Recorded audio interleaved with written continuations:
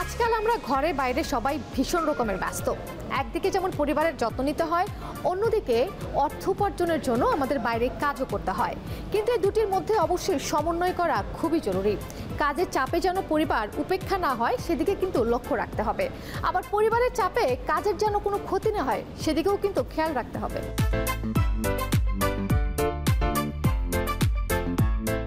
অনেক সময় দেখা যায় যে আমাদের অনেকগুলো কাজ থাকে, কিছু কাজ গুরুত্বপূর্ণ, আবার কিছু কাজ খুবই আর্জেন্ট।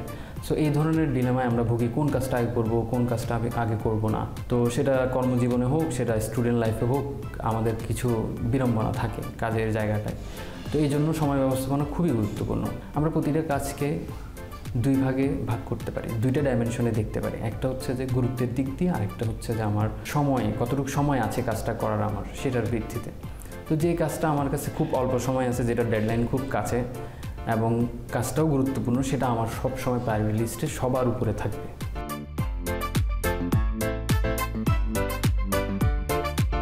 এরপরে যে কাজটা থাকবে সেটা হচ্ছে যে যেটা আমার কাছে গুরুত্বপূর্ণ বাট খুব একটা আর্জেন্ট না, ওখানেই করতে হবে এমন না। বিশেষ করে আমাদের লং টাইম গোল যেগুলো হয়, যেটা অনেক লম্বা একটা সময় ধরে আমরা যে গোলগুলো করি, কিন্তু এটা ধীরে ধীরে প্রতিদিন একটু একটু করে চেস করতে হয় গোলটা, সেই ধরনের কাজগুলো আমাদের প্রায়োরিটি লিস্টের সেকেন্ডে থাকবে।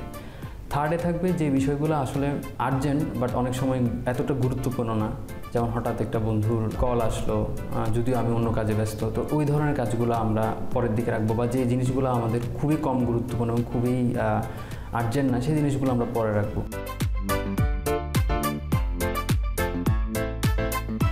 তো এইভাবে চাইলে আমরা আমাদের সময় ব্যবস্থাপনা করতে পারি এবং আমাদের কাজগুলোকে সুন্দর প্রতিদিন সকালে উঠে আমরা একটা টু ডু লিস্ট করতে পারি, এবং টু ডু লিস্ট করে আমরা এইভাবে আমাদের গুরুত্ব এবং সময়ের দিক দিয়ে বিবেচনা করে কাজগুলোকে সাজিয়ে নিতে পারি। এবং আমাদের দিনটা তাহলে আমরা সুন্দর একটা লিস্টের মাধ্যমে শুরু করলে আমরাও একটু মানসিক শান্তি থাকতে পারি, এত বেশি চাপ হবে না যখন আমি জানবো আমার আজকের দিনের করণীয়গুলো কী কী।